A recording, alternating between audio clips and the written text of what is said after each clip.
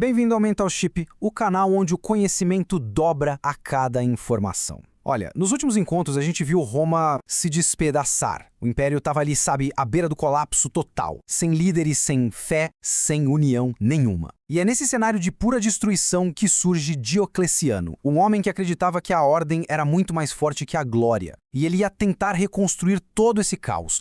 E essa é a grande pergunta que vai guiar a nossa conversa de hoje. A história do Diocleciano é, na verdade, um estudo de caso fascinante sobre o que acontece quando uma ordem extrema é imposta para tentar salvar uma sociedade do caos.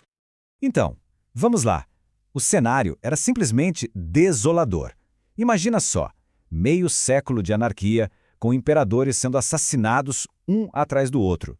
A instabilidade, isso era uma memória muito, muito distante. O Império Romano parecia, sinceramente, irrecuperável. A coisa estava feia. A estrutura social toda em frangalhos. Ninguém mais confiava nos líderes, a fé nos deuses antigos estava super abalada e aquela unidade que sempre definiu Roma tinha simplesmente evaporado. Era literalmente o terreno perfeito para uma medida desesperada. E aí, do meio das fileiras do exército, surge um homem que não vinha da nobreza de Roma, mas que tinha uma mente brilhante para a organização. Diocleciano era um cara que, como a gente falou, acreditava piamente que a ordem era mais forte que a glória. Pois é, com o império em ruínas, não adiantava só fazer um concerto simples. Diocleciano entendeu isso perfeitamente. Ele não tentou remendar o sistema antigo. Ele basicamente demoliu tudo para criar algo totalmente novo, com uma disciplina e uma lógica implacáveis para controlar o que parecia incontrolável. E o coração da reforma dele foi a tetrarquia. A ideia era até simples, mas muito ousada. O império era grande demais para um homem só. Qual a solução, então? Dividir o poder para multiplicar o controle. A estrutura era genial na sua simplicidade. Pensa bem, 2 imperadores mais velhos, os Augustos, e cada um deles com um imperador mais novo, um César, como seu sucessor e braço direito. O império foi fatiado em 4 partes, cada uma com um governante. O objetivo era ter eficiência, uma sucessão pacífica, mas, na prática, isso também criava um sistema onde todo mundo vigiava todo mundo. E olha só, o historiador Edward Gibbon resume esse paradoxo de uma forma perfeita. Essa citação dele captura tanto a genialidade quanto a falha que já nasceram com a tetrarquia. A ordem foi restaurada, sim, mas o preço foi uma desconfiança que se instalou para sempre. Só que a estabilidade política foi apenas o começo. Diocleciano aplicou essa mesma lógica de controle a todas as áreas da vida romana. E os, digamos, efeitos colaterais foram profundos e, em muitos casos, bem devastadores. A economia romana estava em queda livre, a moeda não valia quase nada. E qual foi a solução do Diocleciano? Controle total. Ele publicou um édito que basicamente tabelava o preço de absolutamente tudo, desde 1 quilo de trigo até o salário de um trabalhador. O resultado? Um desastre completo. Os produtores simplesmente se recusaram a vender com prejuízo, as prateleiras ficaram vazias e o comércio legal praticamente sumiu. O que isso mostrou, de forma bem brutal, é que nem mesmo o poder absoluto de um imperador podia revogar as leis da economia. E isso nos leva a um insight mental chip. Essa tentativa de impor uma ordem artificial sobre um sistema complexo, como a economia, muitas vezes acaba gerando um caos ainda maior. É que quando o Estado tenta controlar tudo, o caos simplesmente encontra novos caminhos para existir. E esse controle não foi só econômico, não. Foi também ideológico. Diocleciano se afastou daquela imagem de primeiro cidadão e se declarou um deus vivo.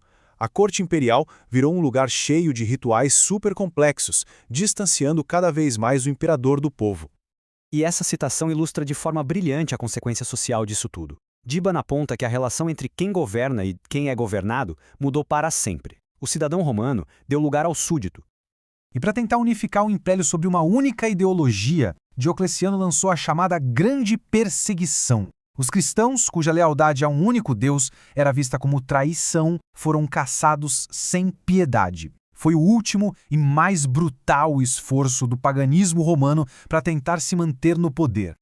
Mas aí, depois de 2 décadas de controle absoluto, a história de Diocleciano toma um rumo que ninguém esperava. Vamos dar uma olhada no capítulo final da vida dele. Depois de 21 anos no poder, de ter construído o império e criado um sistema de governo totalmente novo, Diocleciano fez algo que nenhum imperador antes dele jamais tinha feito. Ele se aposentou. Simples assim. voluntariamente. Ele se retirou para um palácio gigantesco na Dalmácia, a terra natal dele, para passar o resto da vida cultivando seu jardim. Anos depois, quando o sistema que ele mesmo criou entrou em crise, uma delegação foi lá implorar para que ele voltasse ao poder. E a resposta dele foi essa, simples e definitiva. E aqui fica mais uma reflexão mental chip. O homem mais obcecado por controle no mundo acabou encontrando a paz e talvez até a sabedoria, não no poder imperial, mas na tranquilidade do seu jardim. O verdadeiro poder talvez seja saber a hora de parar. Então, no final das contas, qual é o legado que fica desse imperador tão complexo? Vamos juntar as peças e tentar entender o que a gente pode aprender com o reinado dele. É uma herança cheia de dualidades. Por um lado, sim, ele salvou o império do colapso e restaurou a ordem. Mas, por outro, ele fez isso sufocando a liberdade econômica e pessoal. E a sua grande solução, a tetrarquia, acabou plantando as sementes das futuras guerras civis que viriam logo depois. No fim, a lição que Gibbon nos deixa é que Diocleciano foi um administrador brilhante, um médico que salvou o paciente, mas o tratamento foi tão extremo que mudou a própria natureza de Roma. Ele mostrou que nenhuma estrutura, por mais genial que seja, pode substituir a virtude e a liberdade. E fica aqui uma reflexão para o nosso dia a dia. A história de Diocleciano nos força a pensar sobre esse equilíbrio tão delicado entre ordem e liberdade. Em que momentos da vida a gente precisa escolher entre controlar tudo ou confiar no processo? É uma lição que ecoa desde a Roma Antiga até os nossos desafios de hoje. E aí, se esta análise despertou sua curiosidade, que tal apoiar o nosso canal? Aprofunde-se nessa história incrível adquirindo a obra de Edward Gibbon pelos links que estão aqui na descrição. Sua leitura ajuda o Mental Chip a continuar explorando as grandes lições da história.